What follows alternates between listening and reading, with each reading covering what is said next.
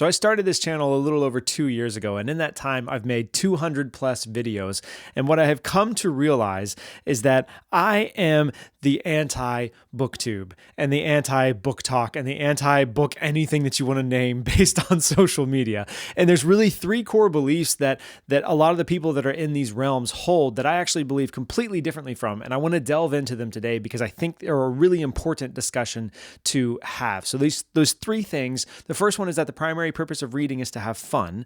The second one is that you should never make anyone feel bad about the books that they're reading. And the third one is that you can't say that any one book is better than another because art is subjective, especially when it comes to fiction, right?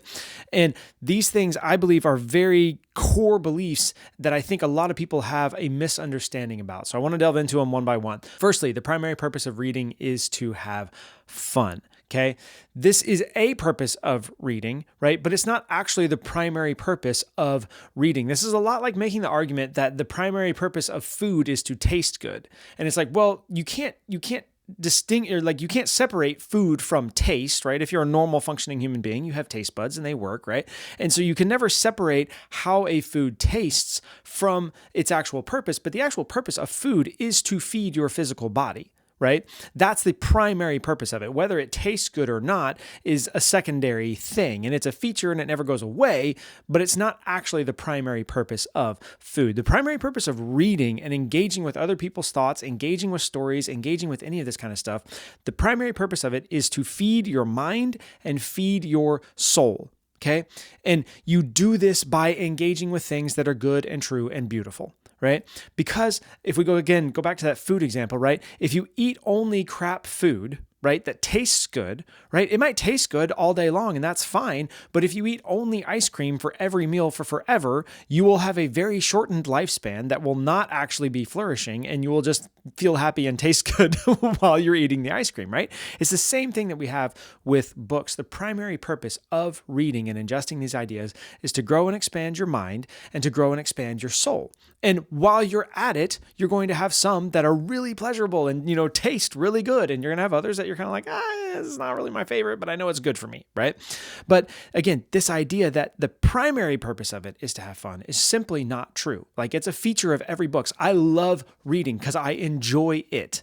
Most of the books, even books that I don't enjoy, I still enjoy the act of reading itself. And so enjoyment and having fun is never a thing that's not a factor, but it cannot be the primary factor. It's a misrepresentation of reality to act as if it's the primary factor and the primary purpose of reading. Okay, so that leads me to point number 2. You should never make anyone feel bad about the books that they're reading. Okay, this is probably the most common attitude around people in the book talk, booktube, all of this, right? It's that, well, I personally didn't like this book, but if you like it, that's okay, right? But again, that stems from this misunderstanding that the primary purpose of reading is just to have fun and to be entertained, and whether you like it or not, right? If you reassess and realign with reality, where the primary purpose of reading is whether or not this thing feeds and expands and helps grow your mind and your soul, then it's perfectly reasonable for me to say, dude, this is a book that will not grow and expand your mind and your soul. You shouldn't read it. If you're reading it, you should feel bad. Right? And if you go back to that food example, this makes perfect sense, right? Because we know there are foods that are bad for you, right? So we know there are things that you can consume and put in your body, right? If you're going to sit here and smoke 2 packs of cigarettes a day, no one's sitting here like, well, I mean, I get it. I mean, I get that those are going to cause cancer and kill you, but if you like it, man, just do you, if you like it, it's fine, right? It's like, it's not fine, You don't want to be drinking arsenic. It will kill you. I don't care how much you like the taste of it, okay? So again, this idea that you shouldn't make someone feel bad is completely not true. If you are reading worthless books that are going to degrade your mind and degrade your soul, you should feel bad about it because you're feeding your mind and you're feeding your soul junk food that is eventually going to kill you, okay? That's something that you should feel bad about.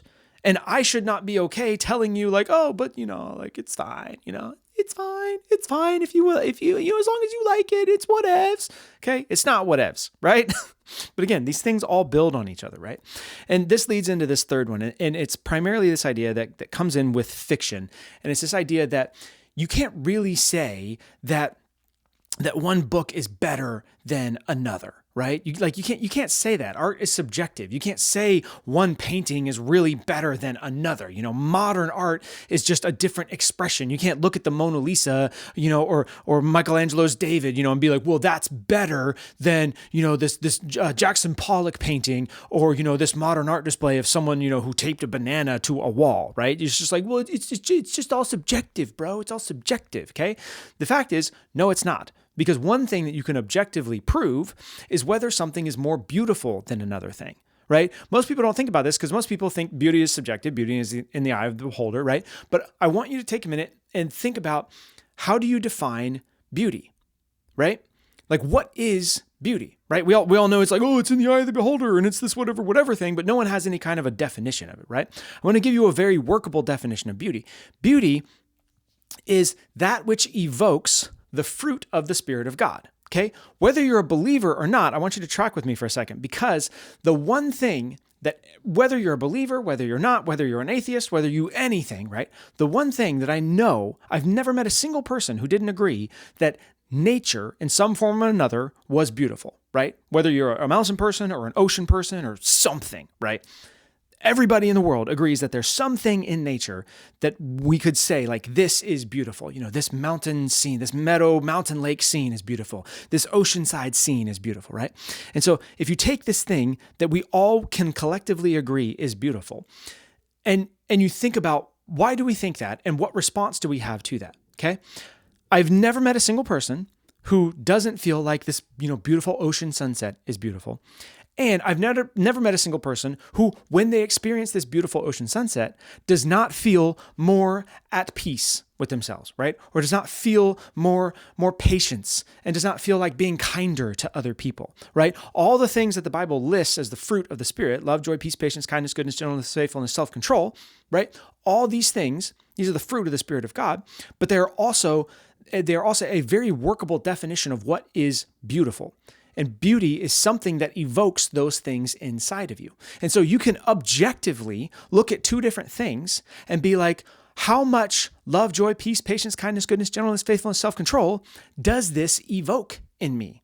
And if this thing evokes more of that in me than this thing, then this is automatically more beautiful. Okay? And if you can come up with a better definition, like, I'd love to hear it, right? But I have yet to meet anybody who would disagree with that definition or disagree with that logic of thinking, right? So now we get to this place where we can objectively say, right, that Anna Karenina is a more beautiful book than Fourth Wing, because more people experience more evoking of love, joy, peace, patience, kindness, goodness, gentleness, faithfulness when they read Anna Karenina than when they read Fourth Wing. Okay? So, but now, what you have to understand with that is, like, well, if I can say that, and if I can actually prove that this is more beautiful than this, no one can reasonably make an argument that something that is more beautiful and evokes more of those things is worse than the thing that is less beautiful and doesn't evoke more of those things, right? And so this idea that you can't say one book is better than another because all art is subjective and all beauty is subjective and all this stuff is just not grounded in reality. Right?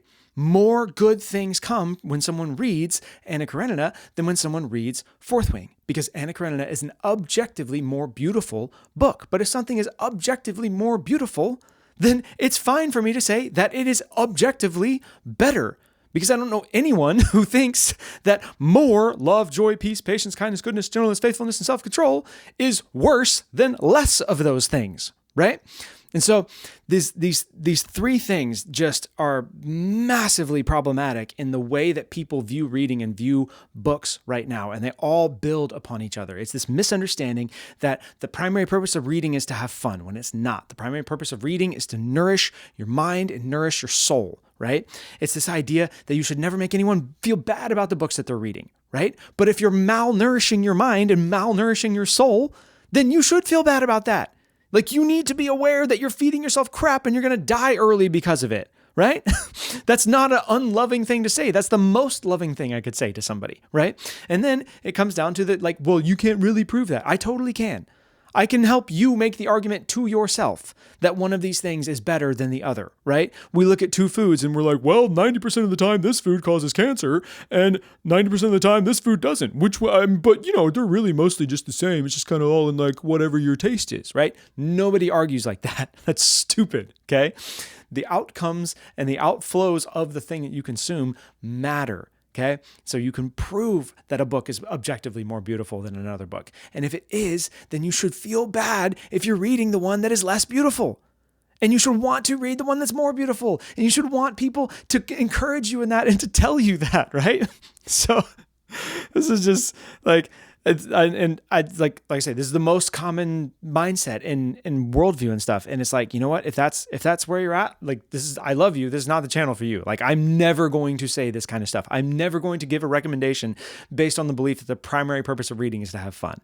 Right? I'm never going to tell you a book that is bad for you, like Fourth Wing. I just made a video about this, right? A book that's bad for you is good for you. Like I'm never going to pretend about these things, right? Because they're simply not true. They come from a massive misunderstanding of reality. Okay? So, anyways, I think that's all I got for now. There's the video. If you like it, leave me a comment. Let me know. If you don't like it, leave me a comment. Let me know.